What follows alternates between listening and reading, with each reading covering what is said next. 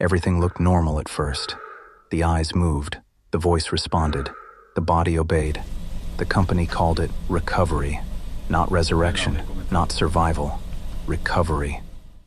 That was the word they used in every statement, every press release, every carefully written message sent to his family. They said the procedure had been performed with compassion. They said every possible measure had been taken. They said he had been given a chance. But the truth started before the operating room, before the machines, before the hollow space where his face used to be.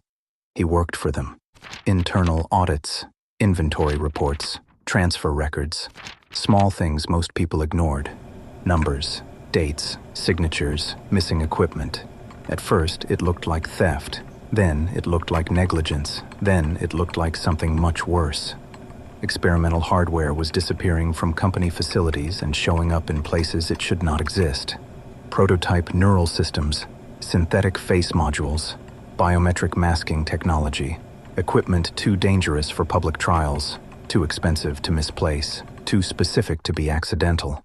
He filed questions, then reports, then warnings, and each time the records changed. Pages disappeared, access logs were rewritten, names were removed from files he knew he had seen. By the time he understood what he had found, it was already too late. The accident happened on a quiet road after work. No witnesses, no emergency alert until 23 minutes later. The company called it mechanical failure. His wife called it a miracle when they told her he was still alive.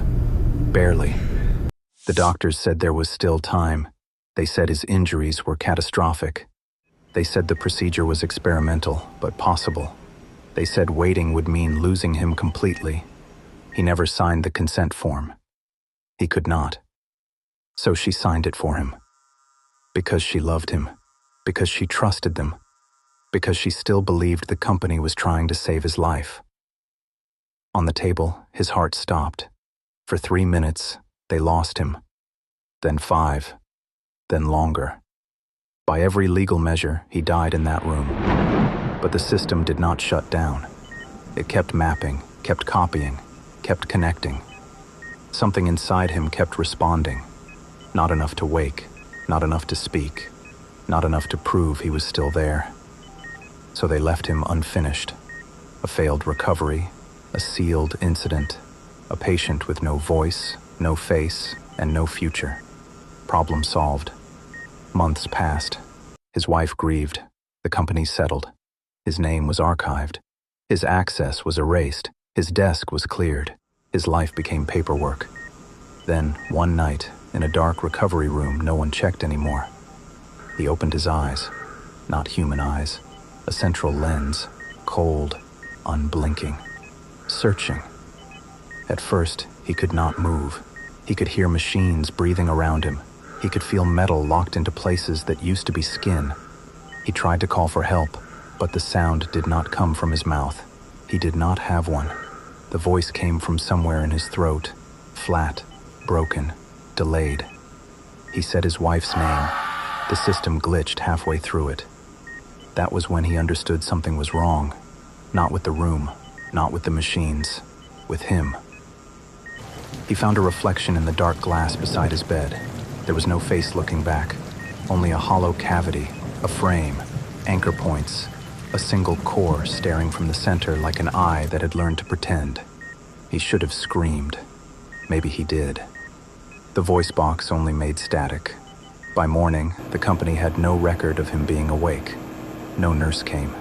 No doctor returned. No alarm sounded, because to them, he was already dead. And dead men do not wake up. He pulled himself from the bed, step by step, glitch by glitch. Every movement arrived late, like his body had to ask permission before obeying.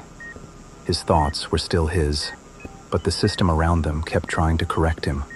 A blink, a breath, a smile, things humans do without thinking. Now every one of them had to be calculated. He was not rebuilt, he was not saved.